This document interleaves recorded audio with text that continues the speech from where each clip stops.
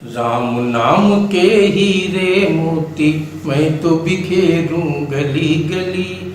ले लो रे कोई राम का प्यारा, आवाज लगाऊं गली गली। बोलो राम बोलो राम बोलो राम राम राम।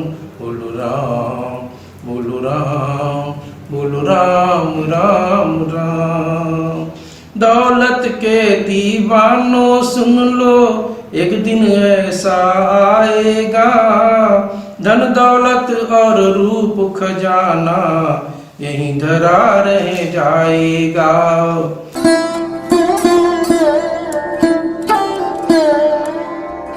सभी को प्रणाम, सत्य सनातन की जय। ईश्वर की असीम अनुकंपा से, गुरु महाराज के असीम अनुकंपा से हम सभी लोगों को भगवत चर्चा करने का परम सौभाग्य प्राप्त हो रहा है। गुरु वंदना कर लेते हैं। गुरु ब्रह्मा गुरु विष्णु गुरुर्देवो महेश्वर, गुरु साक्षात परब्रह्म, तस्मै श्री गुरुवे नमः। आज हम लोग श्री रामचरितमानस के अरण्य कांड के उस आध्यात्मिक पहलू की तरफ चलेंगे जहां हम देखेंगे कि राम सीता जी को लेकर के जा रहा है और जटायु किस प्रकार से उनको छुड़ाने का प्रयास करते हैं, इस बात को हम लोग देखेंगे। गिद्धराज जटायु ललकार कर कहता है, रे दुष्ट खड़ा है। सीता जी का आर्तनाद सुन करके उससे रहा नहीं जाता, वो ललकारता है रावण को। इधर रावण मन में विचार करता है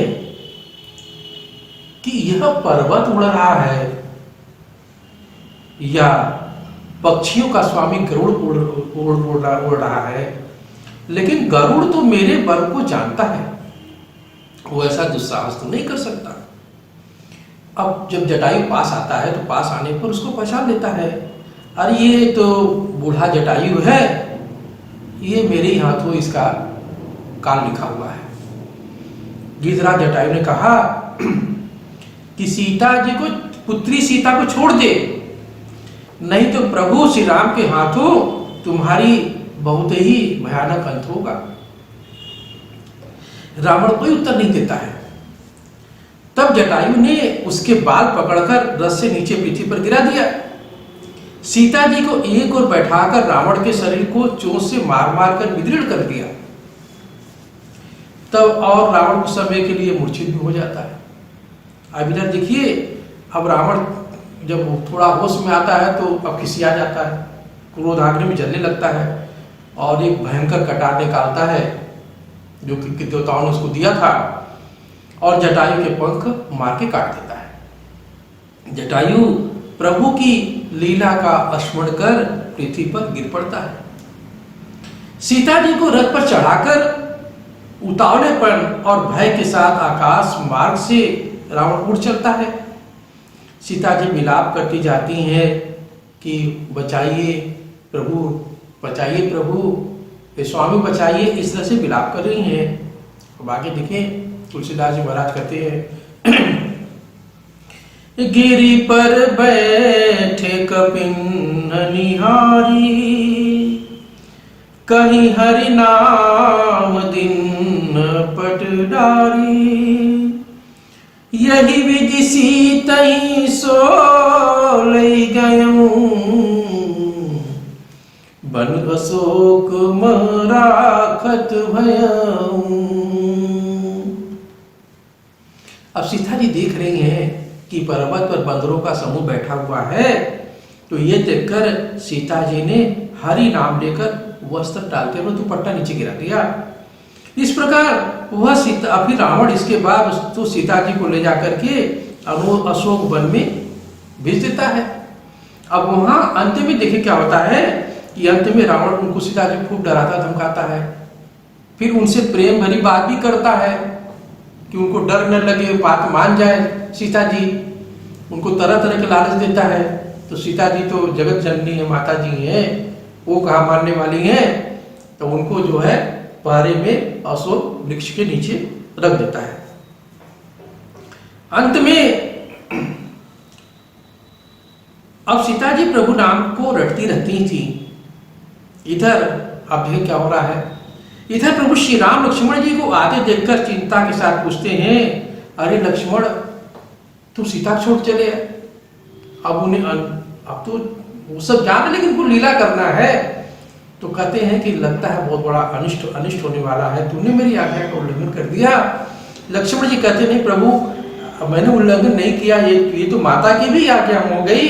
और चूंकि आपका आवाज ऐसा आ रहा था, हा लक्ष्मण, ऐसा आर्तनाद सुन करके वो बेचारी घबराने लगी और घबरा के उन्होंने मुझे जबरदस्ती यहाँ भेज दिया। अब प्रभु देखें जब कुटी में पहुंचते हैं तो सीता जी को नहीं पाते। अब उन्हें लीला करनी तो साधारण मनुष्य की तरह वो भी विलाप करने लगते हैं, परेशान हो जाते हैं, चिंता युक्त हो जाते हैं। अब उनको खोजने के लिए इधर उधर जा रहे हैं लक्ष्मण के साथ, वन में भटक रहे हैं। तो पशु पक्षी जो मिल रहा है, पेड़ पौधे सबसे पूछ रहे हैं। क्या पूछते हैं? तुलसीदास जी महाराज कहते हैं, हे खग मृग हे मधुकर श्रेणी, तुम देखी सीता मृग नैनी, खंजर सुख कपोत मृग मीना, मधुपन कर कोकिला प्रवीणा।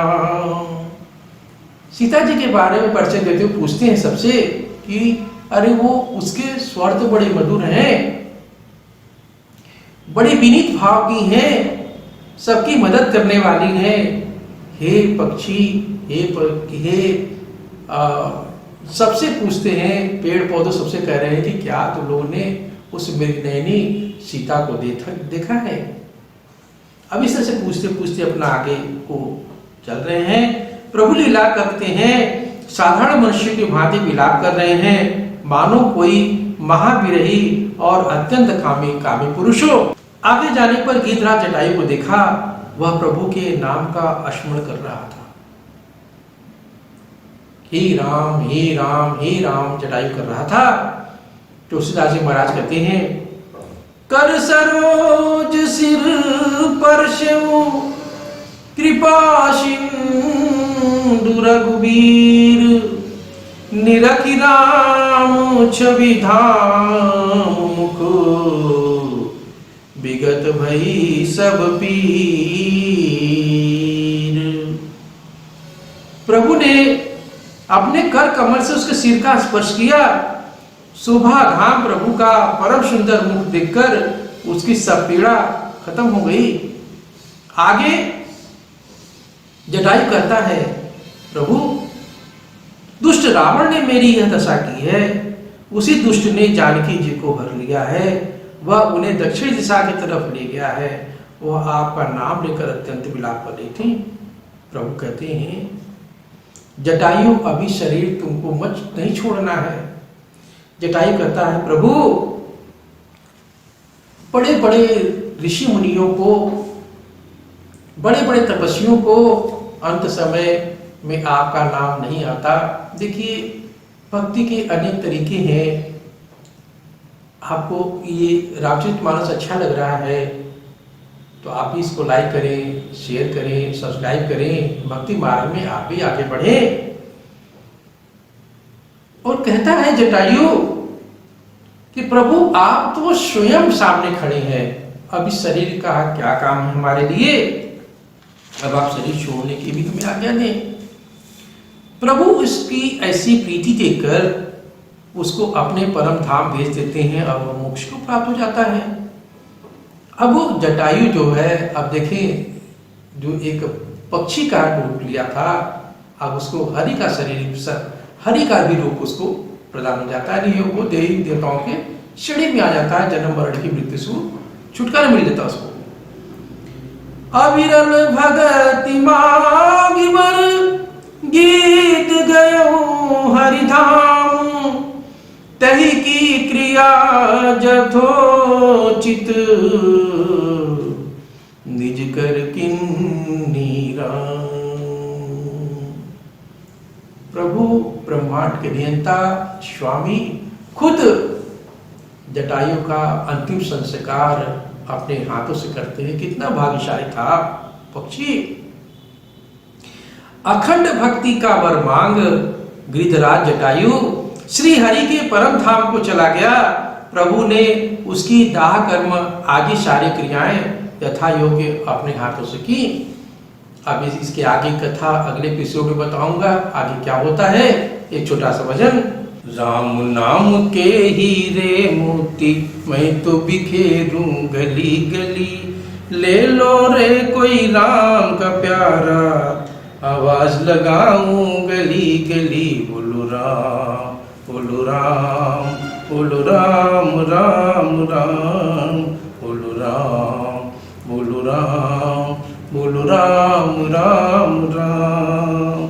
दौलत के दीवानों सुन लो, एक दिन ऐसा आएगा, धन दौलत और रूप खजाना यहीं धरा रह जाएगा।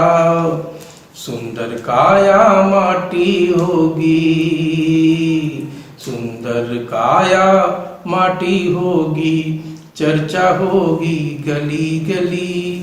ले लो रे कोई राम का प्यारा, आवाज लगाऊं गली गली। बोलो राम बोलो राम बोलो राम राम राम, बोलो राम बोलो राम बोलो राम राम राम।